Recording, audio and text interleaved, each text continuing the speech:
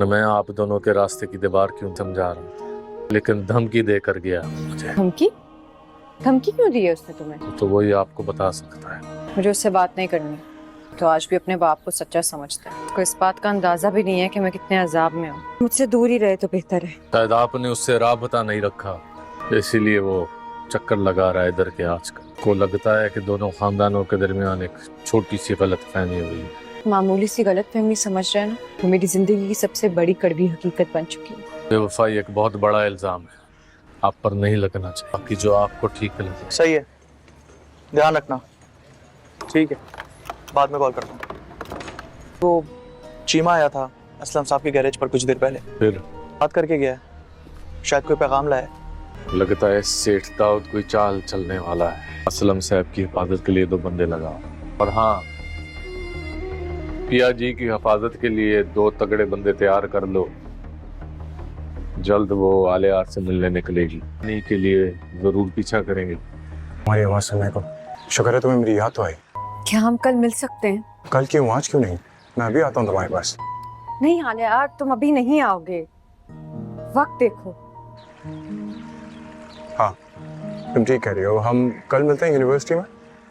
नहीं, यूनिवर्सिटी में नहीं, मैं लोकेशन व्हाट्सएप कर दूंगी, वहां आ जाना। अल्लाह हाफिज। और आप हैं कि अपने वर्कशॉप की टेंशन में रहते हैं। बस इस इंतजार में हूँ कि कब ये अजाब खत्म होगा और मेरा घर का माहौल पहले जैसा कब होगा। तो मैं तो चाहता हूँ सब ठीक हो जाए, मगर पिया पता नहीं। हाँ, सारा कसूर तो है ही मेरा। ना मैं पैदा होती, ना आप मुझे मारते। बस कर दो पिया जी, बस कर दो, हाथ जोड़ता हूँ तुम। अम्मा यूनिवर्सिटी जा रही है, इसी पे देर हो जाएगी। किसी को मेरे लिए परेशान होने की जरूरत नहीं है। कहा ना, किसी को मेरे लिए परेशान होने की जरूरत नहीं है। Order sir. ऑर्डर? मैं बाद में बुलाता हूँ। मैं जानता हूँ चाहे जितनी भी परेशान हो,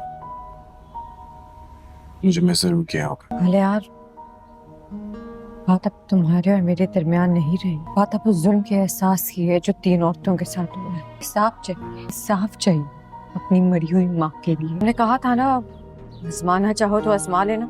जी पिया जी, कहा था, हुक्म करें। कम नहीं, बड़े हाथ समझो। मेरे अलावा मैं शहर में और किसी पे एतबार नहीं कर सकती। भरोसा उठ गया है सबसे। मेरे भाग पिया जी, क्या आपने मुझे इतना काबिल समझा। से बोलो सावल,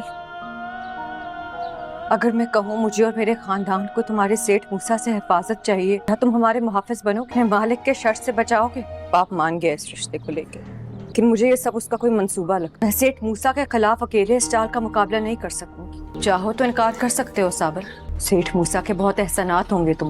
मेरी ये मजबूरी समझो कि मैं शहर में और किसी पे एतबार नहीं कर सकती तुम्हारे अलावा और कोई हमें नहीं बचा सकता मूसा के इंतकाम से।